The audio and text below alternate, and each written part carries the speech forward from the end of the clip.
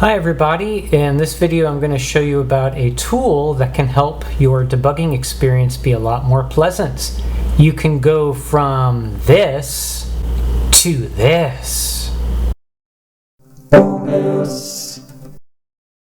Before we start, I would like to thank Exile in Paradise, who on the Discord pointed me to this tool, and of course thanks to Eric, who wrote this tool.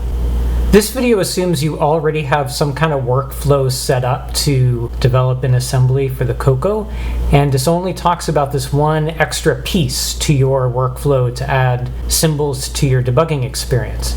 So if you don't already have some kind of environment set up, you might want to take a look at this video where I talk about my environment. It's called List to Comment, and it's just a few files in pure BASIC. So the first thing I had to do to get this running was to go to the GitLab web address where it's at. I'll put a link to that in the description. At the moment of recording, there are no binaries that are posted up there, so I'm going to show you how I built the binaries. But if by the time you get over there, there are binaries available, you can just skip this part. Since the code is in Pure Basic, you can go to purebasic.com. I'm putting all the links in the description. And I went to the download page. You can use the free version because the code is small enough that the free version works on that. And since I'm on x64 Windows, that's the version that I downloaded. From Eric's project page for the List to Comment tool, you can just go and download it. And the zip file just contains those files. You don't need git ignore. I mean, unless you're connecting via git. That would be another way to go. Just extract.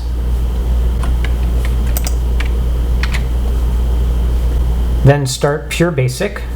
And you want to load in the PBP file. That's the project file.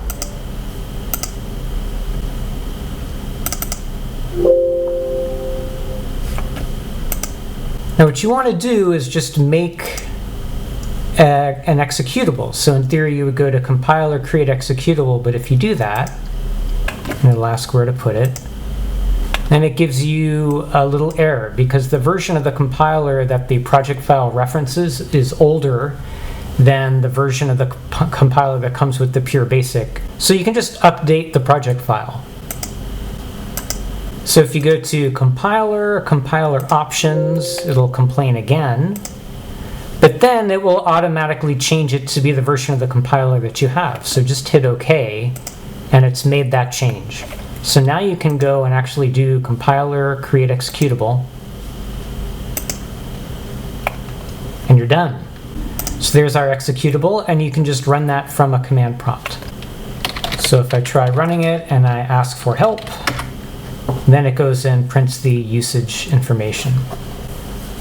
First up, when you run lwasm, you have to ask it to create a list file. I usually generate the list file and just send it to standard output, but for now I'm sending it to a file. And all it does is it just shows you the source that it's compiling, and on the left, the bytecodes that it's generating. So that's all the list file is. So to tell it to generate the list file, you just say -l, and then the name of the list file with a .list extension. Since this isn't a batch file, and the parameter to my batch file is the name of the file that I'm compiling, I'm using %1. So we're taking this as the input, that's the ASM file. This is the binary file getting generated, and the new thing is this is the list file to get generated as well. This is just a decb copy command. You don't have to do this if you don't want, but I find it easier to, every time I run lwasm, to automatically copy it to whichever disk file I'm looking at. The new thing is running this tool. So there's several command line parameters. I don't use them all, but I'll show you the ones that I use. You definitely want to specify the system that you're using this for. That is name determined by MAME. So the MAME system that I'm using is CoCo 2. I say no line numbers because that helps to minimize the amount of space taken up in the disassembly window. If you actually leave this out, you're going to see a bunch of line numbers that might not be meaningful to you, so I take them out. I do ask it to overwrite, just in case there's already a comment file generated. This will just, without complaining, overwrite it. This is the input. So again, it's the list file with whatever name was passed as the parameter to my batch file. And then here is the output. You want to put the output in the comments subfolder of your MAME installation directory. So here is where I keep my MAME. There should already be a comments folder there. And the idea is that there's only going to be one comment file at any given time. And it's always going to be the name of your system.comment. And so this is the comment file it'll generate. And just as a preview, I'll show you what it looks like. It's just a little XML file. And in the file are all of the source lines, including the symbols and the comments. But this is in a format that MAME can read. So the important thing is to make sure you call it the name of your system, and of course put it in the comments subfolder. That's it. That's the whole procedure. So let's run it.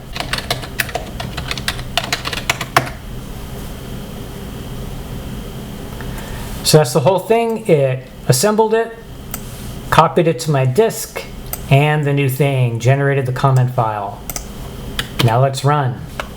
When you run MAME, there's nothing you need to add to the command line to tell it to use the comment file. It just does it automatically.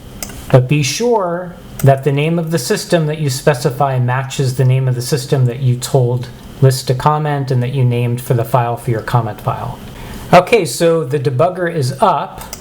You'll want to make sure that under the options menu you have comments checked so that when there are comments available they'll be there. Right now we're just stopped like as ROM is initializing everything, so we have no comments for those lines, but we will once we get to my code. So I just add a breakpoint, I have it run, and then I run my code, and there we go. So we're stopped at 300, and look at that. So you'll notice this isn't symbols strictly in the sense of debugger symbols. It's not like I can use any of these symbols in the command window for the debugger and actually do anything with them. But this is super handy because it lets you see exactly where you are in code. Like looking at this is way less helpful than looking at this as you step through. So I can step through, I can go into files. You'll see that things like large comments that you might have above a line aren't going to show up, or if you have your labels above the line with a colon after them rather than on the same line, you're not going to see them here because what you're seeing is the exact source line that corresponds with that bytecode that was generated. But this is still more than enough. Thanks again to Eric.